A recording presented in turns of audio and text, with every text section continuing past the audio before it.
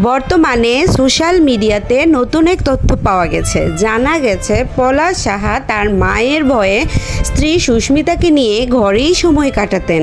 বেডরুমের মধ্যেই কাটানো স্মৃতিগুলো এখন শুধু পলাশ সাহার স্মৃতি হয়ে রয়েছে। পলাশ সুস্মিতার নতুন কিছু ছবি সোশ্যাল মিডিয়ায় ভাইরাল হয়েছে। ভিউয়ার্স, পুরো ভিডিওটি দেখে আপনার মতামত জানাবেন। সুস্মিতাকে পলাশ সাহা খুব ভালোবাসতেন, এটা খুব বড় সত্য।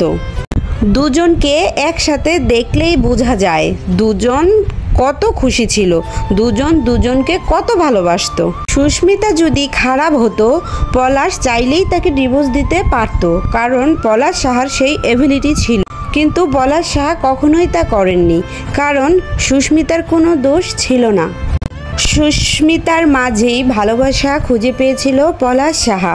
তার প্রমাণ পাওয়া যাচ্ছে বর্তমানে ভাইরাল হওয়া তাদের সুন্দর সুন্দর মুহূর্তের ছবিগুলোর মাধ্যমে। আর তাদের মতো এত সুন্দর কাপল এখন আর পাওয়াই যায় না। দুজনকে এত সুন্দর মানাতো, এত ভালো লাগতো, যেন দুই দেহ এক প্রাণ। নজর বলতেও একটা কথা আছে, বদ নজর মানুষকে শেষ করে দেয়। পলাশ সাহার মা তার ছেলেকে এখনও ছোটই ভাবত, তার ছেলের উপর সব কর্তৃত্ব ফলাতো। কোথায় তার থামতে হবে সে তা বুঝতে পারত না। সে সুস্মিতাকে নিয়ে পলাশ সাহাকে বাইরে যেতে দিত না, ঘরের মধ্যে থাকতে হতো। ঘরের মধ্যেই তাই পলাশ সাহা সুস্মিতাকে নিয়ে সময় কাটাতো।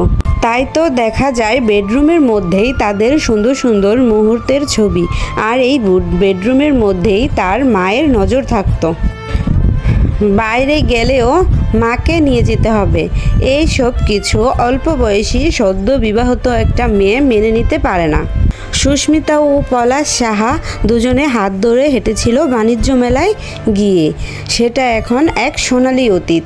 পলাশ সাহা ও সুস্মিতার অফুরন্ত ভালোবাসা তেমনভাবে প্রকাশ পায়নি শুধু পলাশ সাহার মায়ের জন্য। প্রিয় ভিউয়ার্স, পলাশ সাহা ও সুস্মিতা সাহার ভাইরাল হওয়া এই ছবিগুলো আপনাদের কেমন লেগেছে তা অবশ্যই কমেন্টে জানাবেন। আর হ্যাঁ, ভিডিওটি শেয়ার করতে ভুলবেন না।